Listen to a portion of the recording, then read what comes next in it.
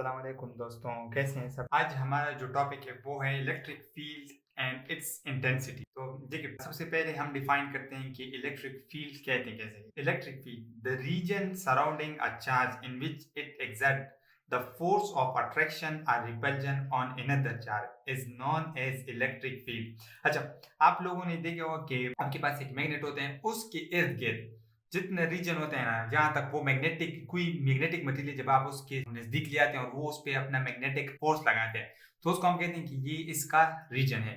तो इसी तरह हमारे पास चार्ज भी होते हैं और उसका एक खास रीजन होता है। वहां पे अगर कोई दूसरा चार्ज उस रीजन के अंदर आ जाए तो वो क्या कर लेते हैं, उस पे फोर्स ऑफ अट्रैक्शन या फोर्स ऑफ रिपल्जन, मतलब अपनी तरफ खींचता है या रिपल करता है, तो उसको हम कहते हैं कि ये इलेक्ट्रिक फील्ड की रीजन है। मिसाल के तौर पर हम ले रहे हैं कि ये हमारे पास एक पॉजिटिव चार्ज है। अब लोगों को पता है कि पॉजिटिव चार्ज जो है ना, वो से फील्ड है वो आउटसाइड होता है। तो ये इसकी जितनी भी ये वाला रीजन है यहाँ तक वो, अब इस रीजन के अंदर कोई भी चार्ज आएगा, अगर नेगेटिव चार्ज आएगा तो ये इसको अपनी तरफ अट्रैक्ट करेगा। अगर पॉजिटिव चार्ज आएगा तो ये क्या करेगा, इस पे फोर्स लगाएगा और इसको बाहर धकेल देगा। तो इलेक्ट्रिक फील्ड क्या है, ये एक ऐसी रीजन होती है चार्ज के सराउंडिंग जहां पे वो किसी दूसरे चार्ज पे क्या करे, या तो फोर्स ऑफ अट्रैक्शन लगा ले या फोर्स ऑफ अट्रैक्शन लगाए।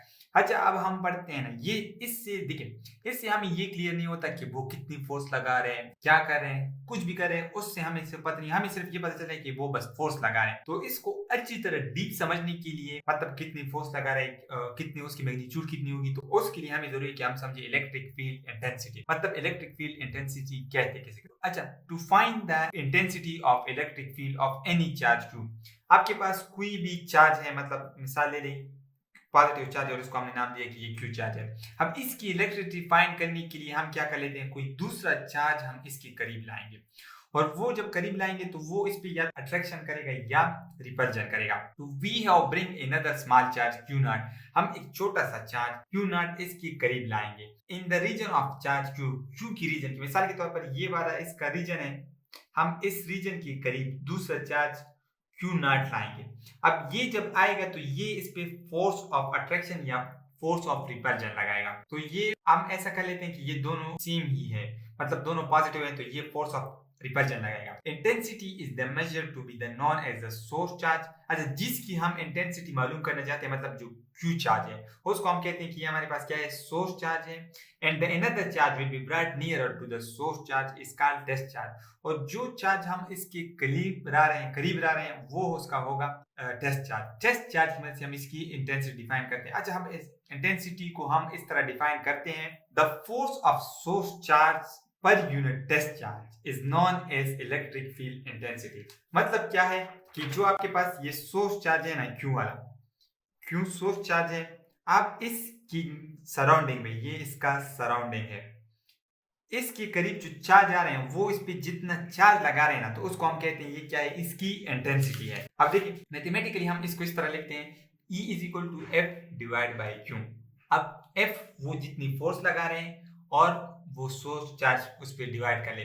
अब देखिए, where E is the represent the electric field intensity and it is a vector quantity. ये डिपेंड करते हैं फोर्स पे, और फोर्स हमारे पास वेक्टर क्वांटिटी, तो इस वजह से ये भी हमारे पास क्या है, एक वेक्टर क्वांटिटी। और इसकी यूनिट क्या बनी है, फोर्स कूलम फोर्स है, इसकी न्यूटन है, फोर्स की यूनिट न्यूटन है, और जो क्यू नॉट है वो कूलम है, तो ये बन गई न्यूटन पर कूलम या एन सी इनवर्स। अच्छा, अब हम फाइंड करते हैं electric field intensity due to a point charge. ये तो हमने चार्ज की बात कर ली कि इस पे इतनी इंटेंसिटी लग रही, ये लगे। अब हम सिर्फ ये फाइंड करते हैं कि सिर्फ और सिर्फ एक चार्ज हो ना, वो कितनी इलेक्ट्रिक फील्ड इंटेंसिटी लगाती है।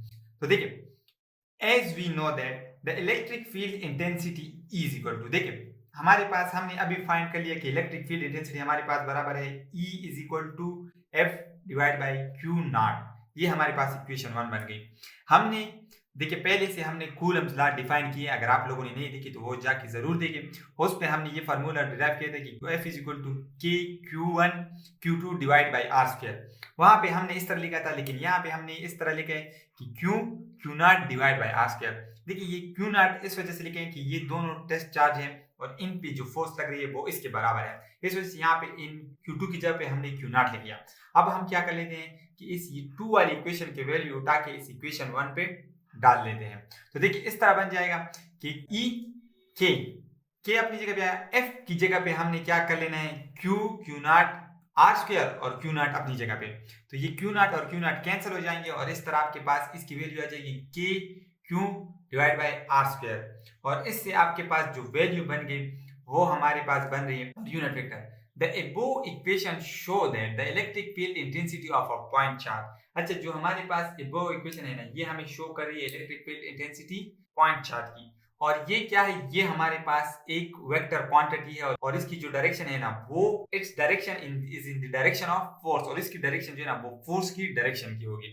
ठीक है, अब इसके बारे में हम एक न्यूमेरिकल सॉल्व करते हैं। तो देखिए हमारे पास एक न्यूमेरिकल प्रॉब्लम है कि a force of 100 Newton directed north on a minus 20 microcoulomb point charge, what is the magnitude and direction of electric field in this point। तो देखिए हमें यहाँ पे हमें दो चीजें फाइंड करनी है, एक हमने इसकी मैग्नीट्यूड फाइंड करनी है इलेक्ट्रिक फील्ड की, दूसरी हमने फाइंड करनी है डायरेक्शन। तो देखिए हमें सबसे पहले जब हम सोल्यूशन स्टार्ट कर लेंगे तो सोल्यूशन में हमारे पास जो गिवन डेटा जो है ना, गिवन में हमारे पास आ रहे हैं चार्ज क्यू चार्ज वो है -20 माइक्रोकूलम। तो देखिए हमें पता है कि माइक्रो की वैल्यू जो है ना वो 10⁻⁶ है, तो यहाँ पे हम 10⁻⁶ कूलम लिख लेते हैं।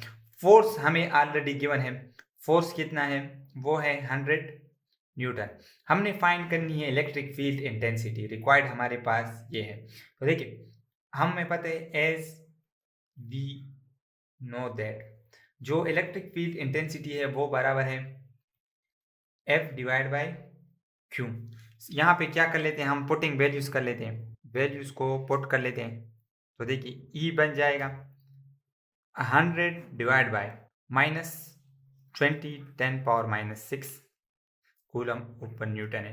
तो देखिए E की वैल्यू आपके पास आ जाएगी, ये इसके साथ ये कैंसिल हो जाएगा, ये -5 और ये -6 से ऊपर आ जाएगा +6 न्यूटन पर कूलम बन जाएगा। तो देखिए ये इसकी हमारे पास मैग्नीट्यूड आ गई कि इस पे इतनी इलेक्ट्रिक फील्ड इंटेंसिटी की अब इतनी मैग्नीट्यूड बनेगी। अब हमने फाइंड करना है कि इसकी डायरेक्शन कैसी है। तो देखिए हमें पता है कि अगर इलेक्ट्रिक फील्ड जो है ना वो इस डायरेक्शन में लग रही है, तो अगर चार्ज पे जो फोर्स लग रही है ना वो पॉजिटिव हो, मतलब वो पॉजिटिव हो तो वो भी इसी डायरेक्शन में लगेगी, और अगर इलेक्ट्रिक फील्ड इस डायरेक्शन में है और जो फोर्स लग रही है ना वो नेगेटिव हो, तो उसकी डायरेक्शन फिर क्या बनेगी, इसकी इनवर्स बनेगी। तो देखिए हमें क्वेश्चन में गिवन है कि जो चार्ज जो है ना उस पे फोर्स लग रही है नॉर्थ की तरफ, लेकिन जो चार्ज है वो नेगेटिव चार्ज है। अब इस पे जो फोर्स लगेगी वो क्या लगेगी, इसके मुखारिफ लगेगी, तो वो ये नॉर्थ साइड बन रहा है, तो ये तो नेगेटिव है। अब ये नेगेटिव है तो इस पे फोर्स जो लगेगी वो इसके मुखालिफ लगेगी, मतलब वो फोर्स किस डायरेक्शन में लगेगी, साउथ की डायरेक्शन में लगेगी। तो हम यहाँ पे लिख सकते हैं कि ये जो फोर्स लग रही है वो किस डायरेक्शन में लग रही है, साउथ पे। देखिए मैं आपको दोबारा बताता हूँ कि अगर इलेक्ट्रिक फील्ड इस राइट साइड पे लग रही है और आपका चार्ज भी पॉजिटिव है तो वो फोर्स जो लगेगी वो भी राइट साइड पे होगी।